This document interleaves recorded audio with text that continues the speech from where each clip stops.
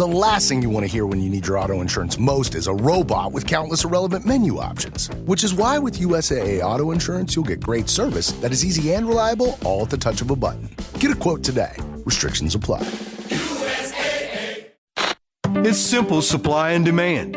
More abundant energy means more affordable energy. Producing more American oil and natural gas will help keep energy bills in check.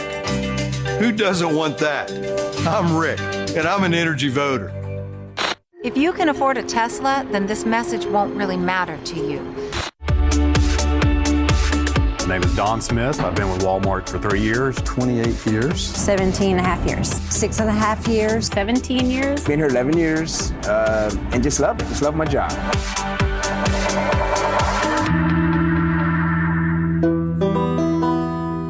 If these commercials are to be believed, hundreds of Americans are out there rallying around the causes of protecting energy companies, automakers, and big box retailers from regulation. Wow, those plucky little guys protecting those vulnerable behemoths of U.S. industry. Ads like this tend to appear when legislation or unions threaten the profits of big companies.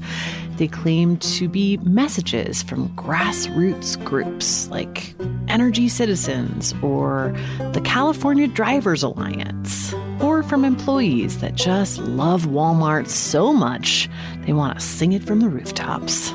But they're actually paid for by industry trade groups or specific companies.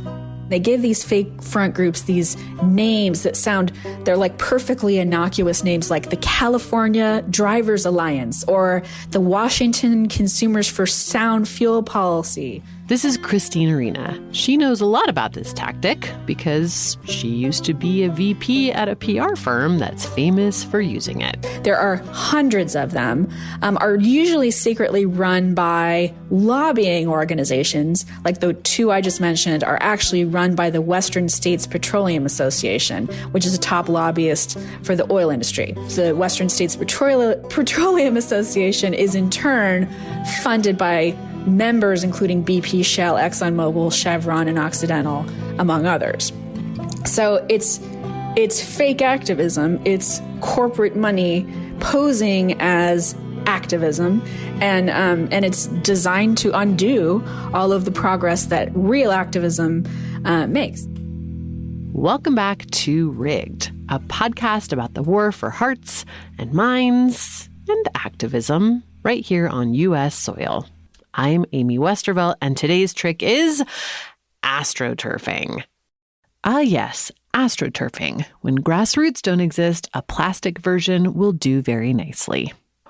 One of the PR firms most associated with astroturfing is Arena's former employer, Edelman PR. It was started back in 1952 in Chicago by Daniel Edelman, a former journalist who had spent World War II working in psychological warfare for the U.S. Army. Here he is much later in life describing that gig. Working in that truck and doing the psychological warfare thing was fascinating because we were offsetting the claims made by the Germans. It's all lies. I mean, and we had to disclaim them. Yep. And then he came home and put those skills to work on behalf of U.S. industry against the American public. Edelman's son, Richard, took over as CEO in 1996, and one of his first moves was to make a really big show of how the firm was no longer going to work with tobacco companies. A noble move after his dad had spent decades helping the industry push the idea that secondhand smoke was no big deal. It must be weird joining the family business when the family business is propaganda. In a strategy he crafted for R.J. Reynolds in 1977, Daniel Edelman, Dadelman if you like, recommends a civility campaign for smokers as a way to push the idea that smokers care about non-smokers, that they're not just trying to be assholes imposing their cigarettes on the public. He writes, "A program directed at our own constituency, the smoker, makes the greatest sense to us. Example, a code of conduct for smokers, publicized in all the traditional ways. A smoker's etiquette handbook distributed in smoking sections of trains, airplanes, etc. Restaurant tabletops on smoking etiquette. Awards to courtesy smokers. Contests to develop the do's and don'ts of civility in smoking. The possibilities are limitless. We need to develop various ways such a campaign can be pursued intelligently and effectively. It also seems to us that within the framework of a campaign of this sort, we have the best opportunity and the most congenial way of communicating our case. That there is no real evidence that inhaling someone else's cigarette smoke causes any health problems. In 1998, after Big Tobacco had lost multiple lawsuits and been hauled in front of Congress and investigated by the Department of Justice, Richard Edelman said, "No, sir, we will no longer work for these guys." Richard Edelman may have sworn off tobacco, but he made up for it with a voracious appetite for oil, or at least the money of oil companies, who were more than eager to pay him for bringing that Edelman family magic to their industry. Christina Rena joined Edelman in 2012, leading the business and social practice. She thought she'd be helping the firm do good work for organizations that were doing genuinely good things for the environment. But she quickly realized that she'd just been hired to do greenwashing. In the summer of 2014, Edelman created an astroturfing master plan designed to sway public opinion on TransCanada's Keystone XL pipeline. It did, just not in the way they'd hoped. In November that year, the astroturfing plan was leaked to the press. Embarrassing. And Edelman enjoyed another moment in the spotlight.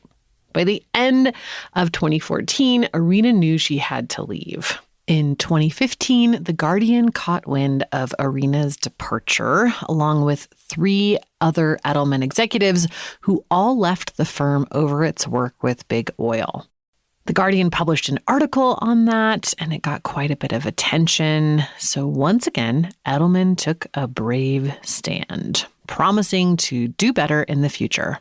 The firm vowed to stop promoting climate denial and to stop working with the coal industry, period. It also committed to no more greenwashing or astroturfing, which is weird because in 2018, they submitted an entry for a PR award for a campaign they created for Shell that, well, it sure looks a lot like greenwashing. In their award submission, Edelman said their campaign was meant to, quote, raise awareness of Shell's ambition in the UK to create more and cleaner energy solutions in a way that appeals to millennials, and in doing so, to build Shell's reputation in the UK as an innovative energy company. They claimed a 28% increase in people's belief that Shell, quote, works to provide a sustainable energy future as a key result of their campaign. Is that greenwashing? You say persuading the public that a fossil fuel giant is a plucky investor in renewables. I say potato. So, yeah. One of the precursors to all of that was that ad you heard up top from Energy Citizens. Energy Citizens is a front group created by Edelman for the American Petroleum Institute way back in 2009. But creating groups like that is something Edelman has done over and over again for lots of clients in lots of different industries. Like that creation of fake grassroots support, which came to be known as like astroturfing. And Edelman was genius at doing that. And that's like rallying, with the tobacco companies, it was like fake, doctors and academics, and in climate change, it's like scientists who take contrarian perspectives, and anybody who will like parrot the propaganda. Mm-hmm. And then they'll use that AstroTurf plan to then influence media, to influence politicians, to influence regulatory agencies. Edelman created all kinds of astroturfing groups to fight environmental regulations. But they didn't just work against environmental regulations. They worked against all kinds of other regulations too. We're going to hear more about that after the break.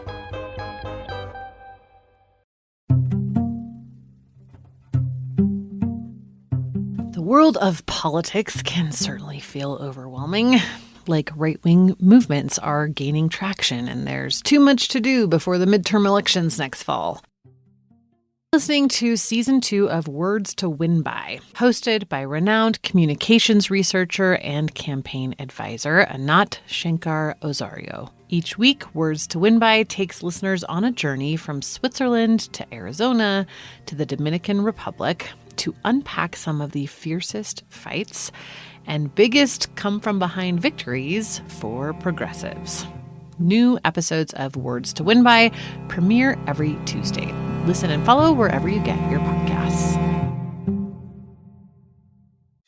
Hey, it's Paris. You know I love sparkly things, right? Like stars. Duh. And thanks to Hilton and AutoCamp, I just slept under them. Picture me serving looks by the fire outside my luxurious Airstream, making s'mores with the kids, while a national park is our backdrop. The great outdoors meets Hilton hospitality. That's hot. Explore all the new ways to stay at Hilton.com. Hilton for the stay. This episode is brought to you by Indeed.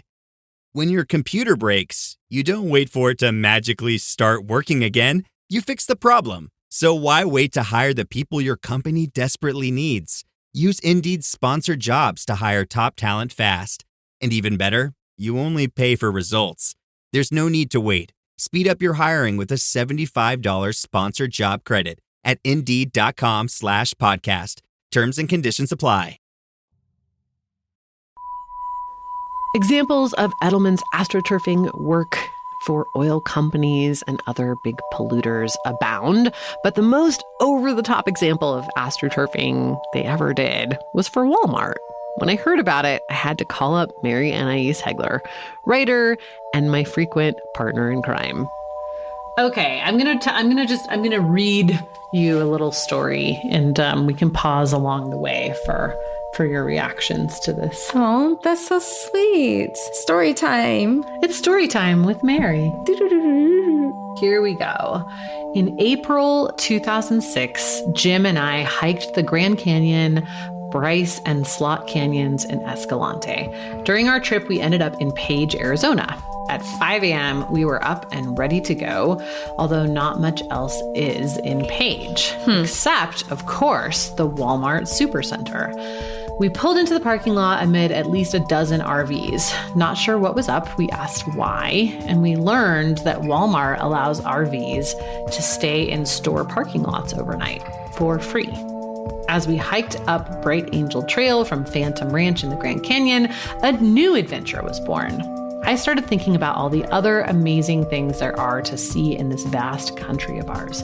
And then I started thinking about how Walmart, one in every town practically, lets you park overnight for free. The idea just sort of came together. We would take vacation from our full-time jobs and drive across the country in a rented RV from city to city, spending the night in a different Walmart parking lot every night. And of course, I'd write an article about it and maybe able to sell a story to an RV magazine with photos of RVing in America and only staying at Walmarts. Given the litigious age we live in, we decided to get permission from Walmart to do so. So I called my brother, who works at Edelman and whose clients include working families for Walmart, in order to find out if we'd be allowed to talk to people and take pictures in Walmart parking lots. As a freelance writer, I've learned over the years that it's always better to ask about stuff like that in advance. They didn't just give us permission, they said they would even sponsor the trip. A blog seemed like the perfect medium to tell those stories. And even more exciting, no editors. What writer could say no to that? Oh dear. All in all, it was a perfect fit. Working Families for Walmart wants to get the word out about all the good things Walmart does for people. I wanted to make this trip and write about it. It just seemed to work. Is that the end of that story? Have you ever heard about the blog WalmartingAcrossAmerica.com? I have not at all. Okay, so this is the final post in that blog. It was a project of Edelman PR company for Walmart. And it was started amidst a push among Walmart employees to unionize. So Edelman helped them create this group called Working Families for Walmart, which is one of the many, many, many examples of astroturfing that Edelman has done for various companies. And it was kind of presented as like, an employee group of people who really didn't want to unionize, and that they were just good old fashioned working class Americans who just loved Walmart. And this blog came about like as this whole, fight about unionizing was happening. And they would go to all these Walmarts, this woman and her husband, and they would talk to employees, and the employees would just go on and on about how much they loved working for Walmart. I'm sure they did. I'm sure they did. So, meanwhile, hair and makeup is like just off the parking lot, right? Yes. At the time that Walmarting Across America debuted, Walmart was paying Edelman some $10 million a year to improve its reputation. That reputation, of course, was that it was cheap with its wages and its benefits. Nothing like paying a PR firm millions to make you look generous instead of just paying your employees. In the aftermath of the Walmarting Across America debacle, Richard Edelman himself went to the press with a statement. We regret not being 100% transparent about the identity of the bloggers. That was entirely our fault, not our clients. Okay, sure. But nowhere in there did he say anything about Working Families for Walmart, which was just as big of a fake. The organization was set up by Walmart, and most of its members were Walmart executives, not the store clerks you might imagine when you hear Working Families for Walmart. Well, technically those executives do work for Walmart, and I guess those families must really like the sweet paychecks they bring home. Walmart execs can earn 1,000 times that of an average employee. If I were in that family, I'd be very in favor of Walmart. The sole goal of Working Families for Walmart seemed to be to stop Walmart workers from unionizing, which tracked with Walmart's history. When a handful of Walmart butchers at one store in Texas came together to bargain with the store collectively in 2000, the company shut down not only the meat counter at that store, but all of its stores in Texas and 5 neighboring states, just in case any of those rogue butchers had it in mind to move to a nearby state, I guess. As a business practice, taking off and nuking the site from orbit is always an option if you're Walmart. Of course, Edelman doesn't have a monopoly on astroturfing. The other absolute legend at it is Dr. Evil. AKA Dick Evil, Richard Berman, king of the front group. He's the "a tie is a win" guy from episode 3. You don't need to get people to like you. All you have to do is create enough uncertainty that they won't act against you. Remember back in episode 1 when we heard from the doctor with the Center for Accountability in Science, and he was talking about antibiotics in meat?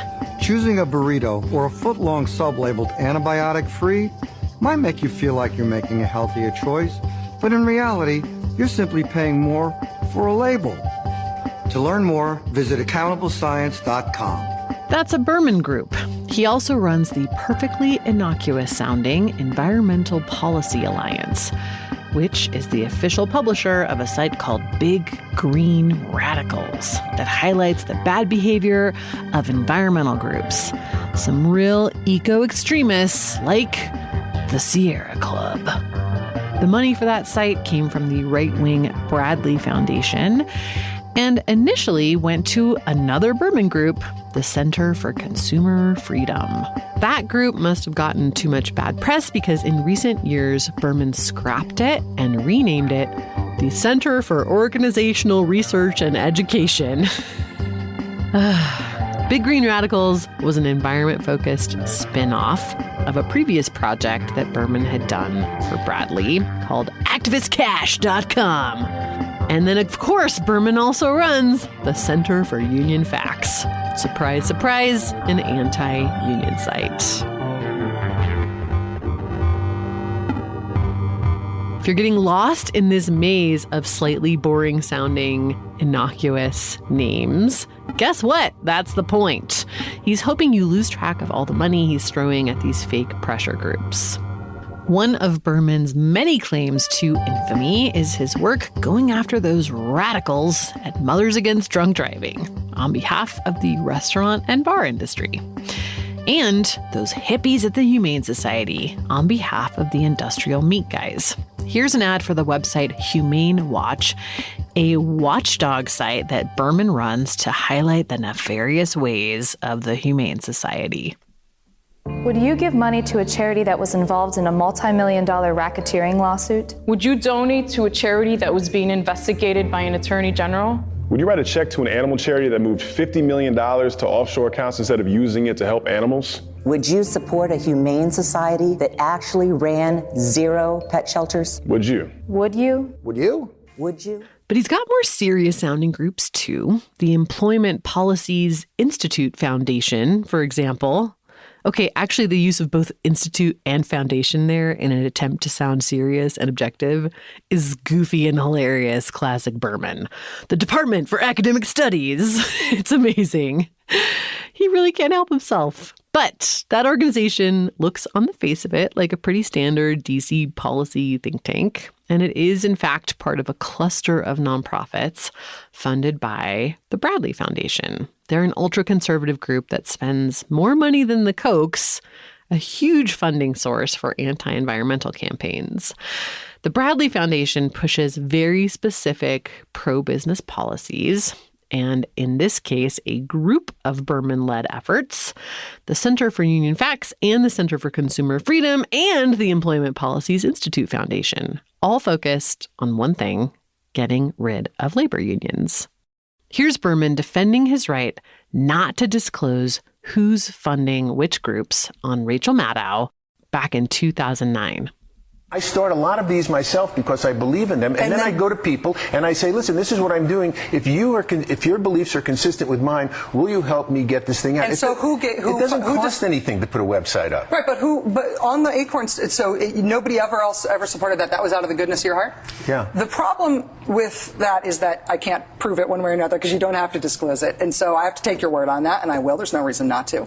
But in general, your strategy is not to say, I, Rick Berman, am being paid to tell you that the efforts to stop you from eating fish or stop eating trans fats or stop smoking cigarettes, whatever they are, I'm being paid to tell you that these things are a bad idea. I don't do things that I don't believe. Okay, but you are being paid to say them as well by people who have a vested interest. If you admitted that, but of course, nobody would call you Dr. Evil anymore. They'd just call you a PR guy. The reason that you're on the show is because you don't disclose who's paying you to say the things that you're saying. Well, then you can't have anybody on your show from the left or the right who is connected to these nonprofit organizations because they won't tell you who's funding them. And you think that's wrong? I think that they're entitled to do that. They're entitled to keep their donors quiet. I think that that's up to them. Of course, not all astroturfing attempts are as obvious and goofy as Walmarting across America. I mean, come on, guys. Throw at least one employee in who doesn't just love the shit out of their Walmart job if you want to sell this thing. But if you know what to look for, even the more subtle efforts are pretty easy to spot. They really play up the we're just normal average citizens thing in their names and in their messaging. They talk about saving you, average American, money, but their number one goal actually seems to be saving a company or an industry money. They use stock photos of people who are supposed to be members of their group in their ads. Hilariously, these guys are constantly doing this and thinking they're not going to get caught. They always get caught. There's no real way to join the group. You can learn more or sign a petition, sometimes even show up at a rally. But unlike genuine community groups, they're never having meetings. Unless you're hanging out near the Walmart executive washroom in Arkansas. These types of ads really ramp up around elections, so keep an eye out for them in 2022. That's it for this time. Next time on our final episode of this series, we're going to find out why Americans really embraced consumerism after World War II. Come back for that. Thank you for joining us on this hair-raising journey through the murky history of PR. Remember to subscribe wherever you get your podcasts to find out once and for all who's really pulling the strings. Rigged is an original Critical Frequency production. Lots of documents, photos, and other fun facts about the wild world of PR are on our website at rigged.media. Our producer is Martin Zaltz-Ostwick. He also scored this season. Artwork is by Matthew Fleming. Our fact checker is Ashley Braun. Our First Amendment attorney is James Wheaton of the First Amendment Project. Big thanks to Mary Anais Hegler, who you'll hear throughout this series. If you want to hear more of me and Mary joking around, check out Hot Take, the show we do about climate change. Archival tape in this episode is courtesy of the Library of Congress, the PR Museum, and Vanderbilt University's TV News Archive. The show is reported by me, Amy Westervelt. Thanks for joining us, and we'll see you next time.